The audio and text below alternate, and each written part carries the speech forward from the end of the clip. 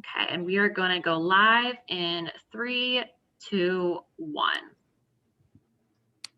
Hi, everyone. Welcome. I'm just going to give attendees a couple more seconds to log on, and then we'll begin today's webinar.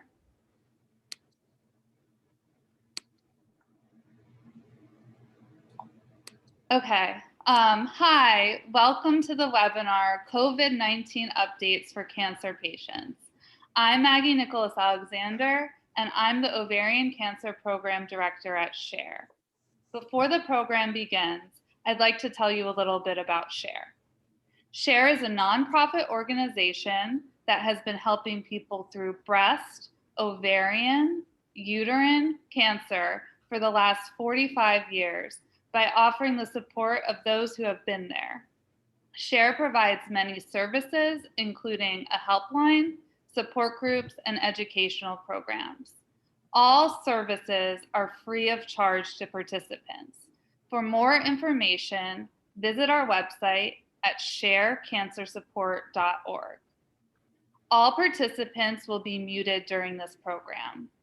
This program will be entirely Q&A based, so please submit your questions through the Q&A section at the bottom of your screen. When asking questions, remember that the panelists are unable to give specific medical advice, so please keep your questions general in nature. This webinar is being recorded and will be available on the Shah website soon. Now I'd like to introduce our panelists for today. Dr. Michele Andrasik is a clinical health psychologist. She is the Director of Social Behavioral Sciences and Community Engagement for the Fred Hutch-based HIV Vaccine Trials Network and COVID-19 Prevention Network, Senior Staff Scientist in the Fred Hutch Vaccine and Infectious Disease Division, and an affiliate clinical professor in the Departments of Global Health and Occupational and Environmental Medicine at the University of Washington. Dr. Monika Shah is an attending physician at Memorial Sloan Kettering Cancer Center, specializing in the diagnosis and management of a broad range of infectious diseases. Dr. Shah has a focused interest in HIV infection, international and travel health, and the care and management of immunocompromised patients. Dr. Werner Huh is chair of the Department of Obstetrics and Gynecology and holds the Margaret Cameron Spain Endowed Chair in the Department of Obstetrics and Gynecology at the University of Alabama at Birmingham. He is also professor in the Department of Surgery and professor in the Department of Epidemiology in the UAB School of Public Health. Dr. Huh serves on the editorial boards of Gynecologic Oncology and the Journal of Lower Genital Tract Disease. Dr. Huh has also served on the board of directors for the Society of Gynecologic Oncology and is past president of the SGO. So as you can see, we have quite a panel here with us today, and we're really excited. So let's get started with the question and answer with our experts. You can continue to submit questions in the Q&A section at the bottom of your screen throughout the entire program. We will try to get through all of the submitted questions, but we may not be able to due to time constraints. So welcome, everyone.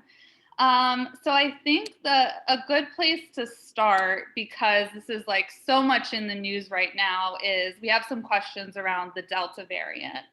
So the first question is really around the COVID-19 vaccines and whether they're effective around against the Delta variant. So I'll sort of open that to everyone, and whoever wants to start can just jump in. I can go ahead and get started on that question. I mean, I think it's a really good question because it is top of mind for everybody right now. I think there have been some recently published studies as well as sort of emerged and emerging sort of real world experience on this topic. So I expect that information is going to continue to come in, but at least the published studies that looked at vaccine response to the Delta variant have been published and they found to be protective. So that's important. And real world observations, I guess, from different parts of the world, particularly Israel and the European Union, particularly the UK, actually the UK, I should say, suggest that the vaccines, particularly the mRNA vaccines in Israel, especially and importantly after both doses, after a complete vaccination series, do offer good real world protection against the Delta variant. And all the reports related to sort of all the vaccines out there that are approved are under emergency use authorization suggest a pretty consistent and fairly high level of protection from severe disease and hospitalization, because that's really important. Great, thank you. And sort of a follow-up to that question, also about the Delta variant, is just around how vaccinated people should protect themselves. There's been some recent news articles saying that even those who are vaccinated should wear masks indoors. And so I'm wondering if you agree with those recommendations or have anything else to say about protecting yourself when you've been vaccinated from the Delta variant. I can briefly comment on that. And so first off, I think the issue of wearing a mask indoors, I think for the listeners, it's important that there are specific policies that hospitals have created for themselves that you have to follow. So some of that may not be directed necessarily by the CDC, but for instance, at our institution, even if you've been vaccinated, if you work in a clinical space, you still have to wear a mask. That's a mandate. Another thing is that protection is a two-way street, right? Protection is not just about the vaccinated to the unvaccinated, but it's also from the unvaccinated to the vaccinated. And the problem is there's no way to know who's been vaccinated or not. And the simpler solution is just to wear a mask to protect everybody. But I think the listeners just have to realize that there are internal policies at various health systems that mandate mask wearing. And the CDC has been clear about this, that hospital systems are different than the general public, basically. Yeah, I couldn't agree 100%. I agree 100%. And I mean, I guess I would say it's you also have to keep in mind that we're not all the same in different areas of the country either, right? So what may be going on in one part of the country now is going to mandate a local public health approach and recommendation that's very different than another jurisdiction or another area of the country. So, the CDC makes broad recommendations, right? But it really does need to be applied in some way at a local level as well. So, it's hard to sometimes keep all of those things in mind. But again, thinking about masking as a layered intervention, right? It's one piece of an ongoing strategy where vaccines are a very important, perhaps the most important in our toolbox, but masks may be as well, and may need to come in and out depending on what the situation that we're in. Yeah, and I think, go ahead, Dr. Andrasik. Yeah, I was just going to add to that, that many people have individuals in their home who are under 12 years old or who are immunocompromised. And so mask wearing takes on a very different meaning when you have people in your house for whom vaccines are not available. And so, protecting those in your family and in your community who are not able to get vaccinated, I think really adds another layer onto the mask discussion and whether or not to mask. Mm-hmm. That's a really good point. And I think there's been a lot of confusion because some of those guidelines, like you said, in hospital systems and doctors' offices, airplanes, transportation still require masks. But I think people are confused in their day-to-day life. Like when they're going to a grocery store, especially if their local jurisdiction has lifted mask mandate, sort of what to do and how to navigate that. But it sounds like sort of when in doubt, or depending on your situation, to continue to mask up in those public situations. Would you agree with that? Yeah, absolutely. Yes. Great. Okay, and so another big area of, where there's a lot of questions are, of course, around boosters and post-vaccination. And I'll preface some of these questions, especially around boosters, by saying I know that there's not a lot of information yet, and findings are still coming out, but I still think it's good to see where we do have answers. So this question is, what is the current thinking around COVID-19 vaccine boosters? Any idea when they might be necessary and available? Can I just first say that I think there's a real ethical issue with the booster conversation, because we here in this country are talking about boosters when most of the people around the world haven't even had the option to take their first vaccine. So I think in talking about boosters, we really need to think about the global ethical issues of vaccination and what it means to have large parts of the world unvaccinated. And, I'll hand it over to my two esteemed panelists because they know more about the infectious disease implications of the booster. Yeah, and I think that's such an important point to make. And broadly, vaccination represents our best chance of getting out of this pandemic. And, while we certainly still have a ways to go, I think, in the United States, the rest of the world has a steeper road to climb. And that climb is actually important to all of us. Because, we live in a global world now, as we all know. In terms of boosters and the actual conversation about boosters in the US, I would say that this is a really fast-moving topic, and there's been a lot of conflicting messaging that's come out over the past several weeks, like Pfizer's applying for an EUA for a third shot, and the CDC and the FDA recently came out with a joint statement last week, because there is no evidence for a booster right now, that Americans who have been fully vaccinated really don't need a booster at this time. I think, again, let's remember that there is substantial real-world effectiveness of the current vaccines in fully vaccinated individuals, even in the setting of current variants.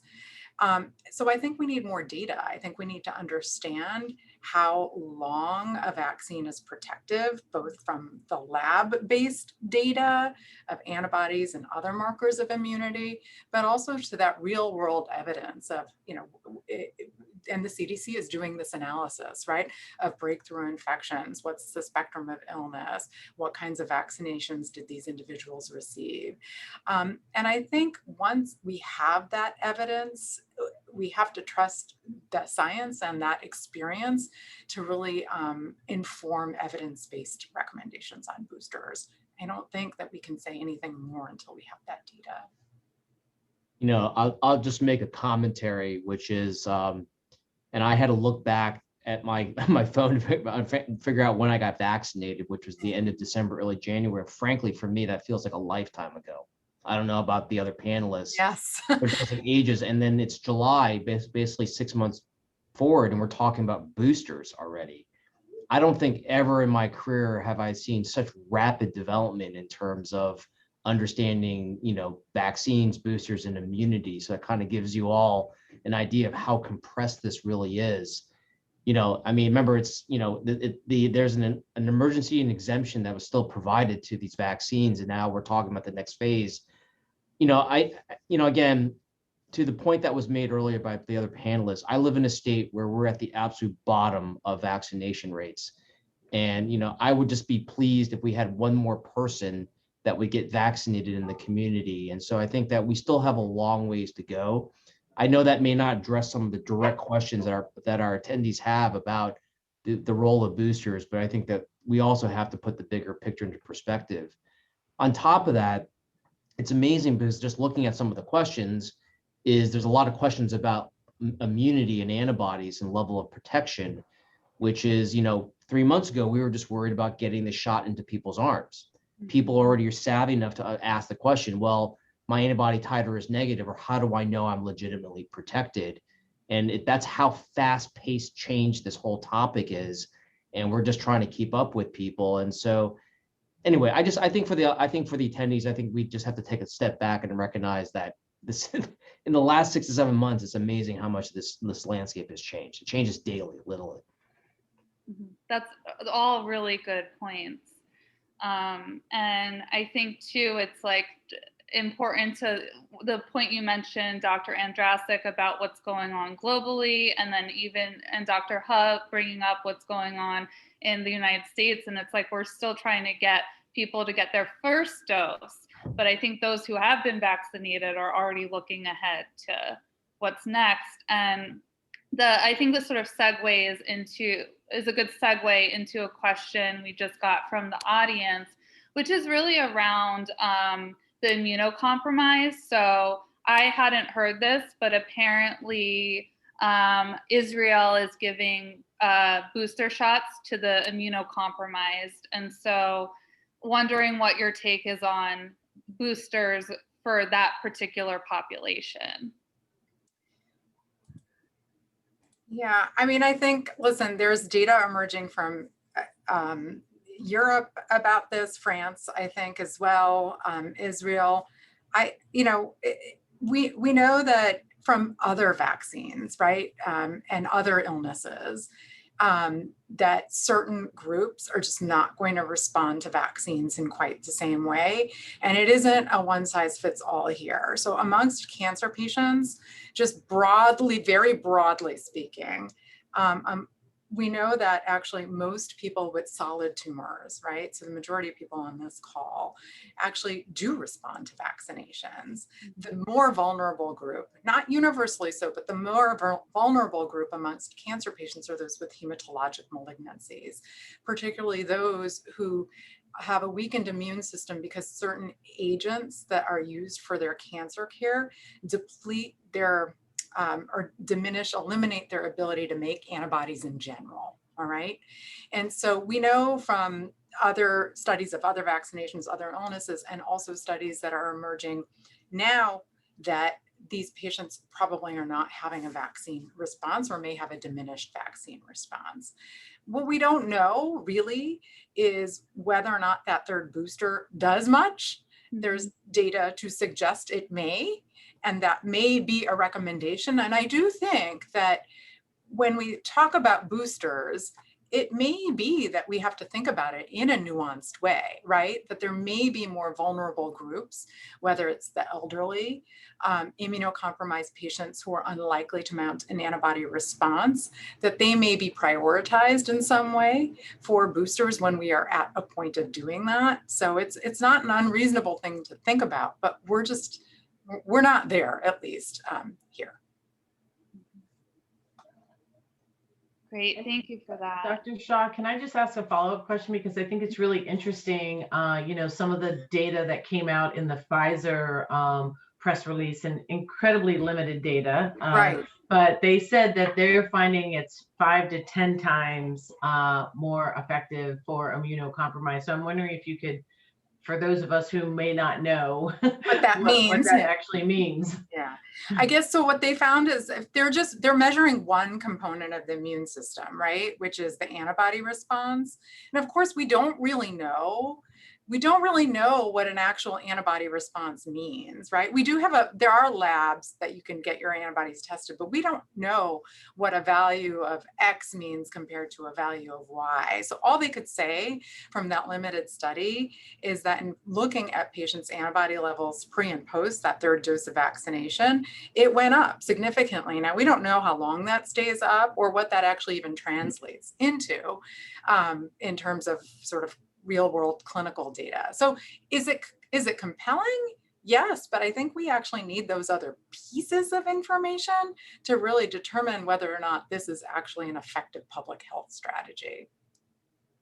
Yeah, I think that's a really important point. And this is true really for all vaccines, but the attendees may or may not realize that antibody titers are generally a regulatory requirement for FDA review.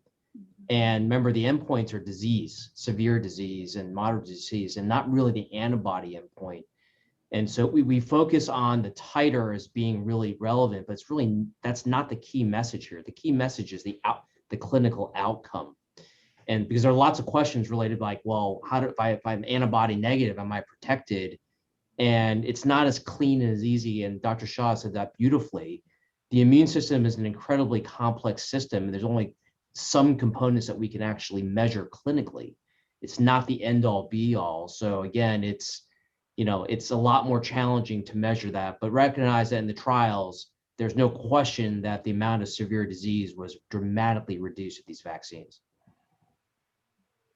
And is there any difference in the findings between the mRNA vaccines and then the Johnson and Johnson vaccine, or is it sort of the same for both? All vaccines, whether or not it was the mRNA vaccines, the Pfizer and Moderna, or the Johnson & Johnson, all have found reduced rates of severe disease and hospitalization. Great. And so now I'm gonna go, so we have a lot, of course, given our audience, a lot of questions that are specific to those with cancer and treatment. And so I'm gonna switch gears and go to some of those. Okay, so this person is talking about how they had I'm guessing they mean 2 doses of the Pfizer vaccines during a break in cancer treatment, but their recent antibody tests were negative. And so they're wondering sort of what this means for them, and if they should consider getting an additional booster, and do you think it would be safe for them to travel? I know that's a lot, but Yeah. Well, I think just going back to the point that we just made about sort of antibody levels translating into sort of what that actually means. I think it's a marker and it's a measure, and hopefully for the individual who wrote the question, I would say, and I want to emphasize this, right? That sort of talking to your physician and your oncologist about sort of what this means and what you can or should not be doing. It takes really precedent here. I think these are individual conversations that need to be had.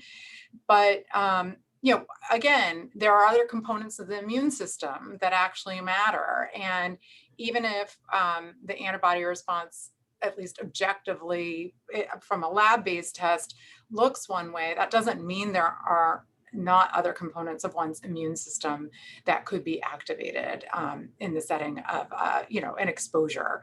So it's hard to know and hard to really give you a straight answer here. I think you need to be careful, and I would continue to be careful, but I don't think it's a zero-sum game or an all or none situation.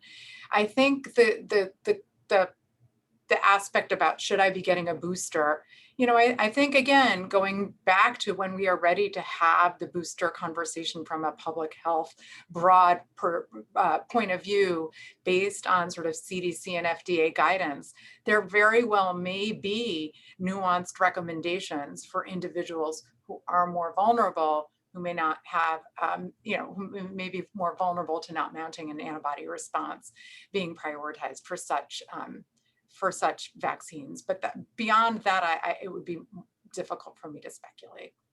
Mm-hmm. So, talk to your doctor is sort of one of the takeaways from that for this person. And can I make one comment here? I just want to build on that. I think the 3 panelists would love to have this be a black and white issue. Yes or no, you're protected, not protected. I don't think that we can do that. We're not there scientifically and clinically. And I just want to make sure the attendees understand that we're very much challenged with providing nuanced advice, much like the question indicates. But, if ever there's a time of shared decision-making, it's this, right? And, and we have to look at the bigger picture. Look at bigger pictures that we've been on lockdown for the last year in COVID. We're all trying to get back to some sense of normalcy with our lives. We want to travel, be with our families. We've been vaccinated. Again, being vaccinated is the single most important preventive measure that you could take.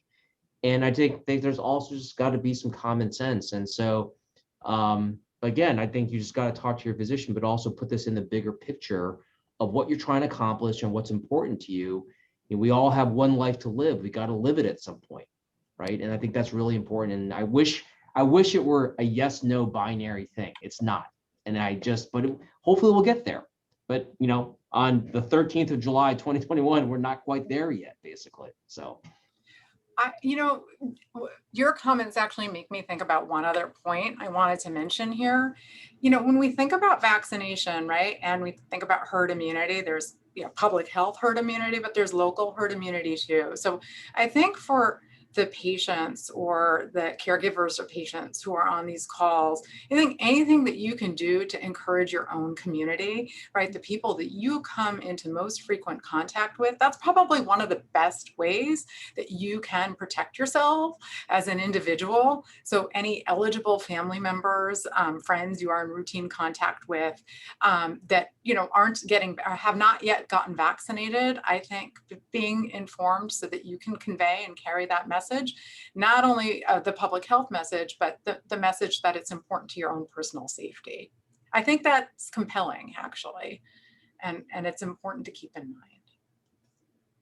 That's a great point, Dr. Shah. Thank you for that. And I think, just looking at the questions from the audience and that we received, I think that gray area is very uncomfortable for people. And so especially those who, have been diagnosed with cancer and wondering, how do they know, am I fully protective? And they've been vaccinated, but not feeling as confident that they are definitely protective. So that gray area, I think, is particularly hard for those with cancer to live in. It's tough for us too. It's been very tough. We feel for our patients is equally tough for us as well. So, but. There's a lot of good anecdotal, anecdotes are anecdotes. You have to take them with a big grain of salt here. But, at least in terms of what we're seeing in the hospital, right? I would say that, because a lot of patients or callers on this webinar are patients with solid tumors. And I will say that the vast majority of our solid tumor patients who have been vaccinated, we're not seeing them come into the hospital with severe disease. Mm-hmm. Yeah, I mean, to take that one step further, pretty much every patient who has cancer who gets hospitalized related to COVID, they've been unvaccinated, right? And yes. I just will say that it's tragic to me to see a cancer patient die from COVID when they haven't been vaccinated. It's just tragic. So. And do you think these antibody tests are worth cancer patients going, or just no? And then some other. I think this is important, and I would love to hear what both the other two panels have to say about this.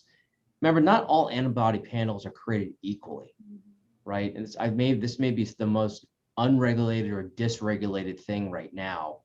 And antibodies aren't created equal in terms of measurement. And again, I've seen this over and over again.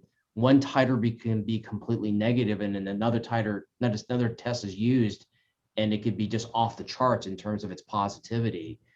And so I think that alone gives me pause about having patients and physicians or healthcare providers rely on an antibody titer to determine protection. I think that's a very slippery slope for people to go down, because we don't know what that means. But again, to tell a patient that your antibody titer is negative sends the wrong message to tell them they're absolutely not protected, because I don't think you can put those two pieces together at this point. Yeah, 100% agree. I mean, this is best used in a research setting right now. No two tests are equal. There are different antibody tests, that some of which don't measure even the vaccine response, right? But they're being used. So that's incredibly misleading. So, I can't state it any better than what Dr. Hu just said, but yeah, don't rely on antibody tests.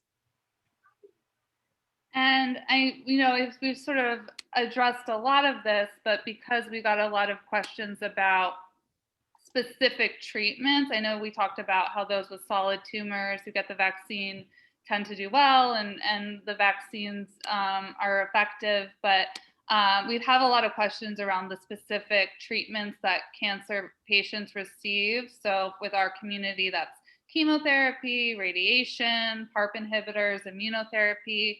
So I'm just wondering if you could comment on whether there are any considerations with any of those treatments, or sort of anything around that.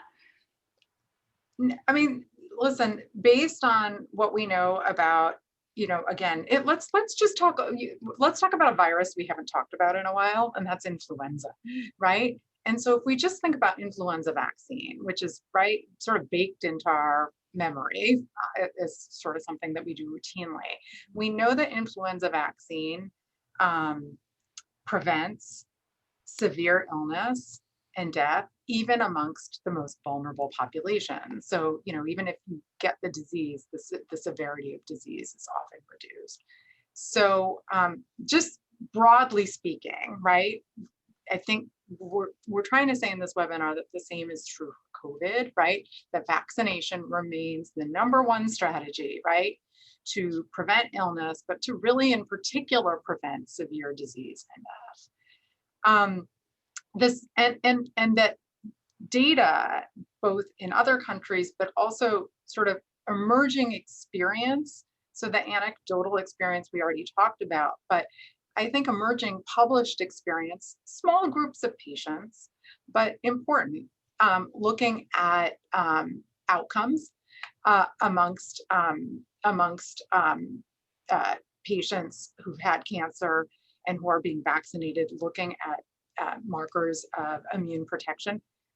We don't necessarily have all of those clinical outcomes yet. We need time a little bit here in this country, but there is emerging data to suggest that the immune system can function, in the research setting, even looking at those other measures of immunity that aren't so easy to measure broadly, right? But in a research setting, we are seeing this, and there is data that is being published amongst a broad range of cancers. And again, particularly solid tumor cancers, patients who've had radiation, who've had very specific types of therapy. I think there will be more robust data that will be forthcoming as we gain more experience. But I would say that I'm optimistic about most broad populations of cancer patients, particularly in the solid tumor realm. Great, thank you. And then, so there's some specific questions around like outcomes the vaccine can have. So one is, this question is whether receiving the vaccine can raise the CA 125 marker. So Dr. Hutch, I wonder if you want to comment on that, if there's been anything to show. That's actually a really good question. I have not seen anything, both in my clinical experience and the literature, that it elevates one's tumor marker antigen test like a CA-125. What we do know, though, is, as a corollary, is that it definitely can cause a false positive on any imaging test that is done. And I originally thought that was purely anecdotal, but I've actually seen it myself, where patients have wound up having essentially a false positive, either CT or PET CT imaging study. And so the question then becomes is, what is a false positive? What's a true positive? How do you delay it? How long do you need to wait? And again, it becomes tricky because we don't know. But there appears to be some correlation to that. But in terms of actual blood testing, I've not seen a rise related to COVID or the vaccine. Mm-hmm. And then, so for like breast imaging, there's not a lot of data. So, but are there any like recommendations, like not to get your COVID vaccine, before your mammogram, or is there any like guidance we have for patients around that? We, we had developed some guidance at our center about that. I think just as our cancer radiologists sort of in discussing it with specialty societies, but we actually walked back on that 100% because again, it's really just important to get vaccinated when you can get vaccinated and not necessarily worry. I think that the physicians and the clinicians can try to interpret the test results in the context of the vaccination and then make a customized decision about whether or not they can just sort of wait on an imaging finding and see if it resolves versus having to take action on it. I think that's been our approach, at least here. And I think this is a really good question that someone submitted, and it goes a little bit to what we were talking earlier about encouraging those around you to get vaccinated as something that they can do to protect you. So this person is asking, how do you convince a family member that totally disagrees with getting the vaccine, and how do we handle family gatherings? Wow. Yeah, That isn't a charged we've actually question. encountered this a lot. Yeah. I think it's really critical to listen. Often we jump into saying, oh my gosh, why aren't you vaccinated? Or you should do this, you should do that. And we don't take the time to listen and really try to understand what people's concerns are, what their fears are, what their reservations are, and really, really try to put yourself in their space and try to see it from their perspective, and then share the information that you have. One of the things that we've really tried to do at the CoVPN is provide information, short videos in very lay language that you can use to have these discussions with your family members, and give them information that might dispel some of the myths and misinformation that a lot of people have. And I think it's really easy to judge someone who thinks, for example, that they're being injected with a magnet or something like that. But for many people, that can be very real, and it's a legitimate concern. And so, really validating that concern and then providing information that will dispel that misinformation and sometimes it takes more than one conversation, and sometimes it takes people getting that information from a bunch of trusted individuals. But I think, we can easily shut down and say, oh, that person is fill in the blank, I'm not going to deal with them, as opposed to really trying to show up and be there and try to be supportive as they make their journey in the decision-making process. Because making decisions can be very challenging, even in the best of times. And there's a lot of misinformation and myths that people have to sort of weed through to make an informed decision around vaccines. And I think that's the key also, an informed decision. And so making sure people are getting their information from good spaces where there's accurate information and it's not sort of just this entertainment value information. Yeah, it's so tough. And I do feel for the individual patient, who's in this situation. I think at the end of the day, I think encouraging the unvaccinated family member to, find reliable sources of information, encouraging them is important. But also at the end of the day, you have to sort of then weigh your own sort of personal comfort, right, in that situation. And I think there's not a straightforward answer for that, right? Because we are all different. But I think honestly communicating with the individual about sort of where your discomfort lies and what you're going to be able to do or willing to do moving forward, and having an honest conversation about it it may be uncomfortable, but it's the best thing that you could do for yourself in that situation as well. Yeah, I mean, it's a really delicate conversation because it's one that turns south very quickly and you can wind up really angering people very fast.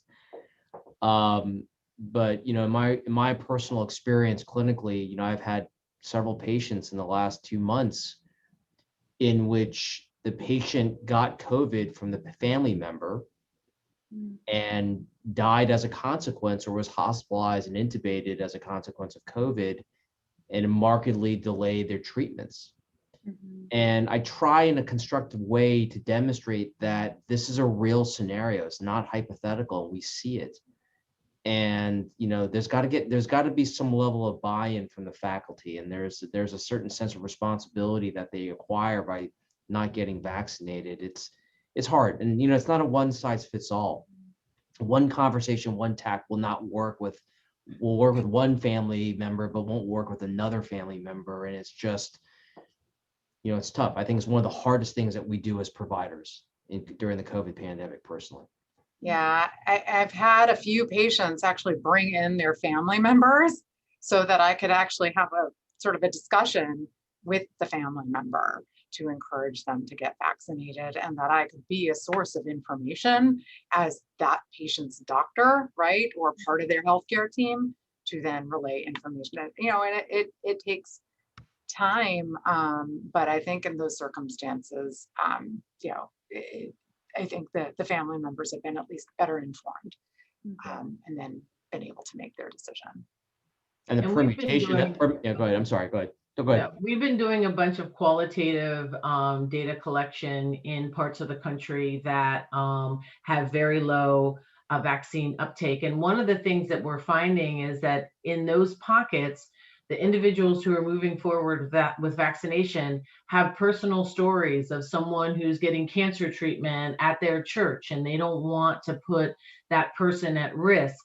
Or they have a granddaughter who can't get vaccinated yet, and they don't want to put her at risk. So there are very personal reasons why individuals in these pockets of unvaccinated communities have moved forward. So I think it's really critical for those people who have gotten vaccinated to share their stories as to what brought them there, and why it's important for them to be vaccinated, not only for themselves, but for their family and their larger communities.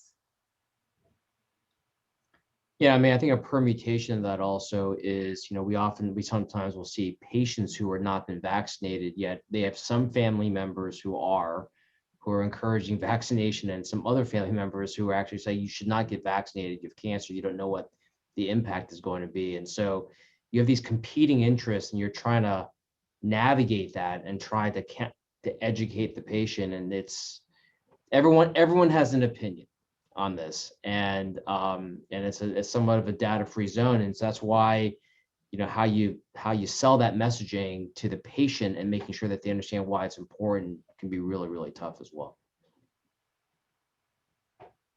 Yeah, it's definitely hard to have those conversations and to navigate that.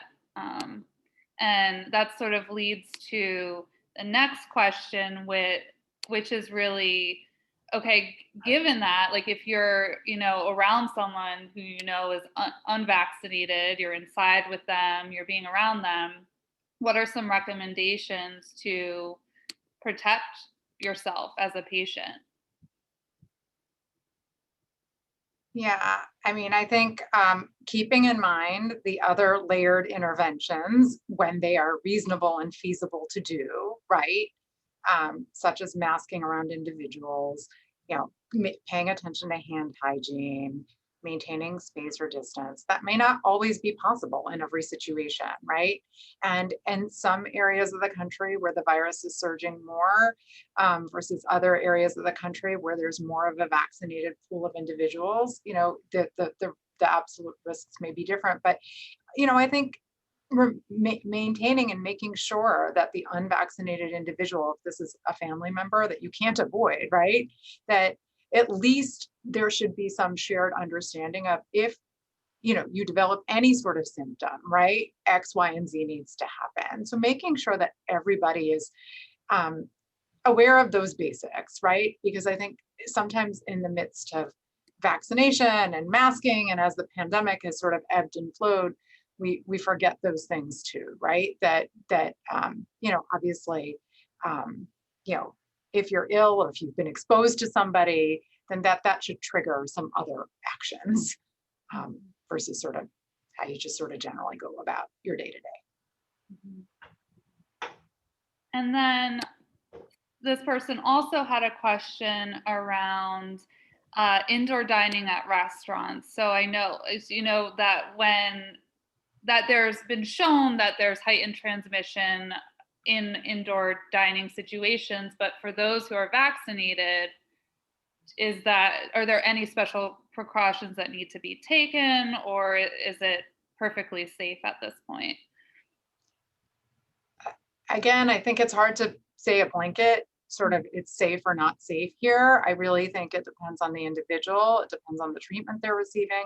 It depends on where they're dining, and it depends on, and what I mean by where is not only like what setting of restaurant, but what area, what's going on with COVID illness and their community. So I think the best thing to do for that type of individual question is to really discuss it with your personal physician. Mm-hmm. Yeah, I think to that point, the way you phrase the question, I want to make sure there's no perfect answer or solution to that. Mm-hmm. And again, I think it's about a lot of just common sense. And I think that, I know it's the summertime and it's hot across the country, but a lot of restaurants have embraced outdoor dining still, and so that may be sort of a middle ground solution for people that want to dine out and you're really worried about it. Yeah. Again, it's about how important that is to you. And if it's important to a cancer patient to go out and be with their friends and family, then why not dine outdoors? I mean, I think that would be a reasonable alternative. So, yeah, everything's a risk and a benefit, but there are always alternatives. So remember the alternatives. Right. Yeah.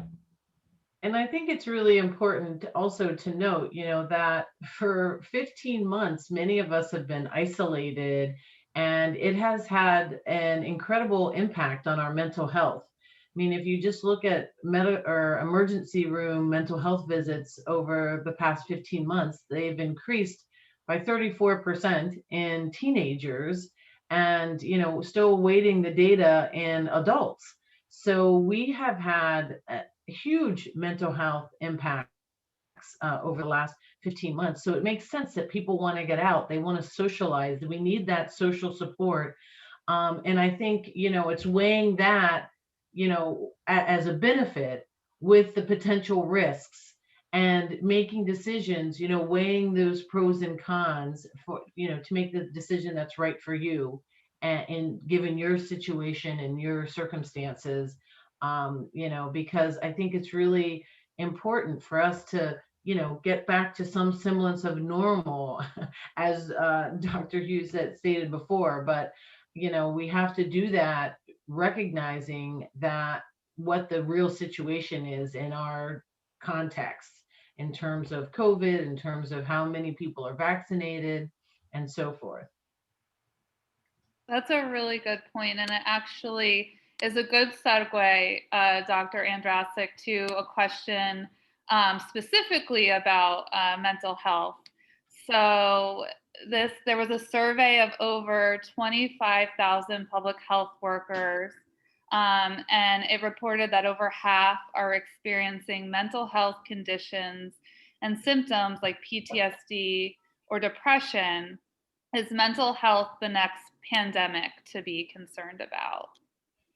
Oh, I think it truly is. I mean, as I said, we've seen a huge spike in depression and anxiety symptomology, and there's no doubt. I mean, we have experienced a traumatic period, and for those of us who aren't in direct contact with individuals who have been diagnosed with COVID, hospitalized, and have died, but the people who are there on the ground experiencing that are not only experiencing their own trauma, but the secondary trauma of all of the individuals that they're working with.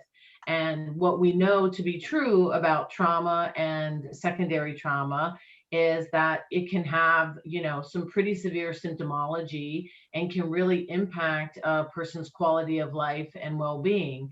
So yes, I think that we really need to think about people's overall health, not only their physiological health, but their mental health, and make sure that, our first line individuals or healthcare providers or public health providers have the support they need to, effectively cope with their symptoms, whether it's their own trauma or the secondary trauma.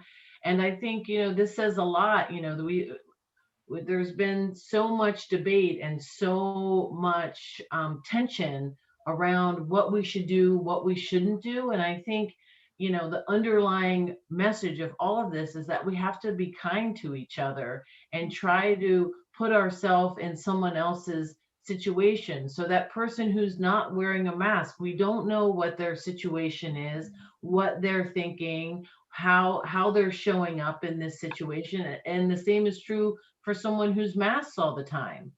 So I think, going out into the world and being kinder and gentler with ourselves, and also being kinder and gentler with each other, is going to be really critical as we get back to our new normal. And I also am hoping that we see resources put in place to ensure that people have access to the services they need to address any mental health symptomology and, any impacts on quality of life.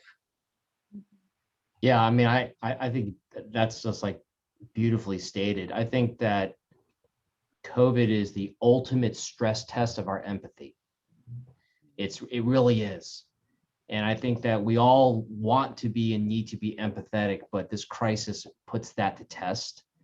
And, understandably, it creates a certain level of selfishness because we're worried about ourselves and our families, but that's not the way our society works. And so I think the ramifications of that are huge. I mean, I'm listening to Dr. Andrasik talk, and I'll just anecdotally will tell you that, I've had a couple patients who, obviously I can't give them a hug because that's kind of frowned upon in the era of COVID. And I saw a patient recently, and she told me that the thing that she really was deeply saddened by was my inability to give her a hug at the end of the visit and tell her that everything's going to be okay.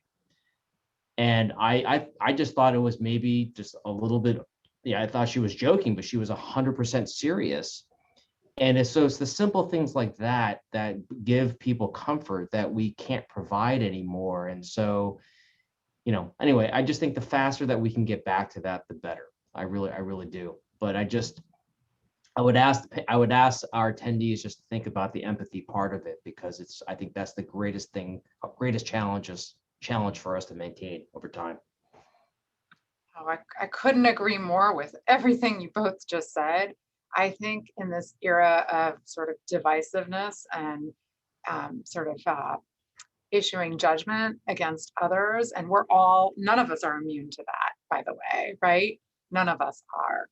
It's important to keep in mind ways that we can connect with others, even with differences, and to really make sure that, that hopefully someday in the future we're going to get back together and have those connections with one another that were so natural and important to our mental health,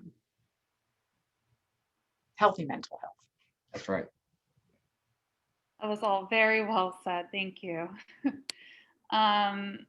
So we have a couple more minutes, so I think we can get through a few more questions. So this, going back to COVID and cancer, this question is really around clinical trials. And I know, in the height of the pandemic, there were impacts on clinical trials and how cancer research was conducted. Has there been a lingering impact on clinical trials and cancer research, or have things sort of resumed more to how they were pre-pandemic?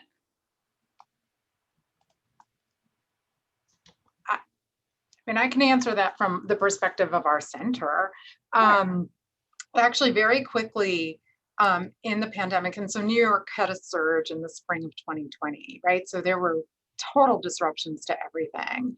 And our clinical trial program sort of stopped temporarily, and that was pretty significant, but ramped up. So we were able to, just as sort of clinical care went remote, a lot of our clinical trial infrastructure actually went remote as well. So we were actually able to quickly get back into making sure that we had effective processes to be able to manage clinical trials and get patients the drugs they needed, to be able to monitor them and do it all actually in a very remote way. You know, now we're going back to a more blended model here, but you know, I don't think that the clinical trial infrastructure is at this point, at least at our center, delayed in any way. We are enrolling people on trials, people are coming here for trials, but how we operationalize all of that has changed a little bit.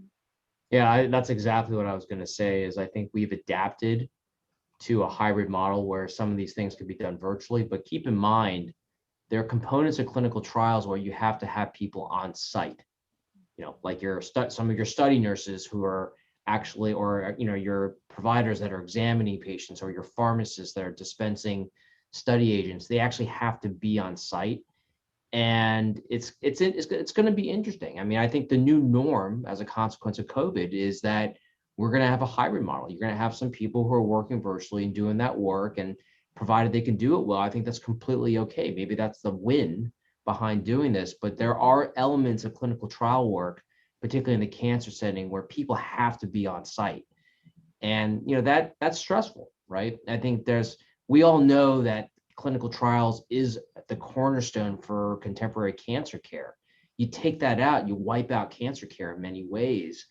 And so it's been hard to do that with asking people to come on site, you know, be a provider and provide all that infrastructure. And so it's, but it's, you know, I'm happy to report that we too are getting back to normal. Maybe not as quick as Dr. Shah's group is, but it's definitely going to be very interesting over the next year or two about how we do the work and get that done. Has there been any silver linings to it, like innovations or flexibilities that you actually think are for the better? Well, I think the incorporation of telemedicine is actually probably the biggest win. You know, I think for most places, telemedicine was kind of forced down our throats because of COVID, but that's not such a bad thing, right? And I think, like, we're using this technology to basically collaborate, right? And so it's really no different. And so I see telemedicine, particularly in the clinical trial setting, but also in some regards, just a standard clinical care for cancer, being the most transformative aspect of that. And so I don't see that going away anytime soon. And so that's good, because I think patients, particularly who live in remote areas, who have to travel multiple hours to see an oncologist, I live in one of those states, it's a good thing for patients in terms of their quality of life and delivering good care. Great.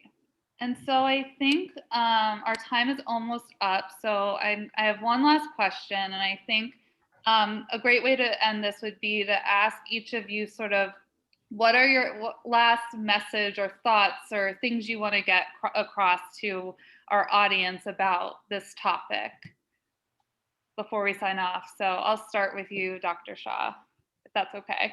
Yeah, of course. Well, I guess I will thank all the participants for attending this session. And really, I think the main message I want to get across is just to continue to stay informed, you know, as best as you can, because the information is coming fast and coming from multiple directions and can sometimes feel conflicting. So, you know, as you have the opportunity to attend more such sessions, keep doing so, because it's important for your health and those around you. I think the message that Dr. Andrasik actually shared vis-a-vis mental health, and just keeping that open mind and keeping the lens of kindness, both not only for others, but for ourselves, because sometimes you may make decisions that you're like, oh gosh, why did I do this, right? So I think an aspect of sort of kindness is personal forgiveness too, in all of this. So be kind to others and be kind to yourselves. I feel it is a little bit of a kindergarten sandbox message, but it is probably the most enduring message I can give to all of you and to all of us in all of this. Great, thank you for that. And Dr. Huff, do you have any last parting thoughts for our audience? Yeah, I mean, I think Dr. Shah, I mean, I don't want to recapitulate what she said, but I think kindness and empathy are key here. But, you know, the one thing I want the group to understand is if ever there's a time, we live in a time where you can't validate or understand what the truth is. And whether it's political or not, I just, you know, I think it's so hard as providers to compete with that, right? You guys have access to so much information and it changes by the minute. And, you know, as a provider, we just try to help patients and provide them with what we think is scientifically valid and clinically sound information. And, you know, that's our job. That's our responsibility. And, you know, I think that, you know, we're all taught to be skeptical but realize that there's a lot of stuff out there that isn't true or in some ways completely made up. And you know, and realize that that we're all trying to help one another. But so I just think the attendees should just keep that in mind when they make decisions for themselves or seek help in that. Great point. Thank you for that. And then Dr. Andrasik. I think I would say, you know, we've been through it these last year and a half, and self-care is really critical.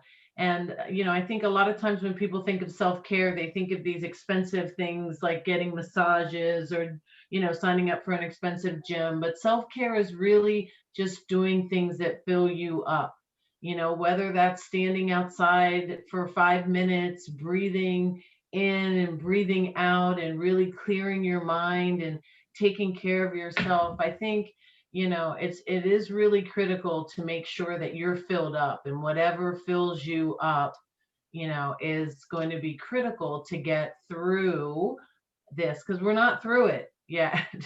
You know, as I think hopefully what people have taken from this conversation is there's still a lot more that we need to know.